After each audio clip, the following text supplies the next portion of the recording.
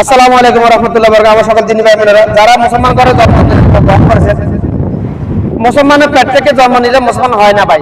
মুসলমান করে জন্ম নিলে মুসলমান হয়ে যায় না, আবার হিন্দুর করে জন্ম নিলে হিন্দু হয়ে যায় না।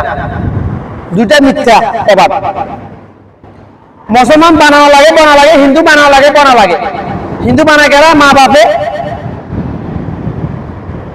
হিন্দু ধর্ম হচ্ছে বাপ দাদার ধর্ম অনুসারী, আর ইসলাম ধর্ম হচ্ছে আমার রাসূলের অনুসারী ধর্ম, অনুসরণ করার ধর্ম। ইসলাম ধর্ম আলেম মানে জাহেল ধর্ম, ব্যবসায়ীদের ধর্ম না, অনুসরণ করার জন্য নয়, করা ধর্ম নয়, বিদাতীদের অনুসরণ করা ধর্ম নয়। ইসলাম ধর্ম মুসলমান হতে হলে আপনাকে দুইটা কিতাব অনুসরণ করতে হবে। কাল রাসূলুল্লাহ সাল্লাল্লাহু আলাইহি ওয়াসাল্লাম কাল আমি তোমাদের আমার উম্মতের জন্য এমন দুইটা কিতাব রেখে যাইতেছি, এমন দুইটা কিতাব রেখে যাইতেছি, আমার উম্মত যদি এগুলো আঁকড়ে ধরে আমার উম্মত কখনো পথভ্রষ্ট হবে না, শয়তান কখনো আমার উম্মতকে জাহান্নামের দিকে নিয়ে যেতে পারবে না। এই দুইটা কিতাব হলো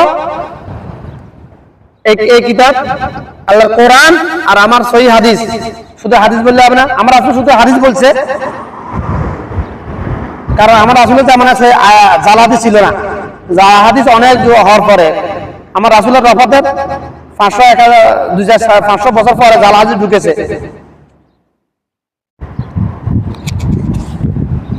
জাল হাদিস যতদিন পর্যন্ত সাহাবী তাবী তবে তাবী দুনিয়াতে ছিল ততদিন জাল হাদিস ঢুকে নাই,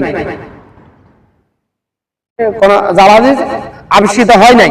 অর্থাৎ বিদাতি ছিল না, মুনাফিক ছিল, বিদাতি ছিল না, নাস্তিক ছিল না।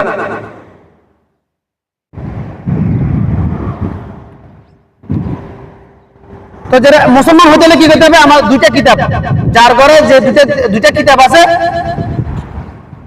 সে ঘরে আদম সন্তানকে মুসলমান বানানো যাবে। কোনো স্কুল মাদ্রাসা ভর্তি করার প্রয়োজন নাই।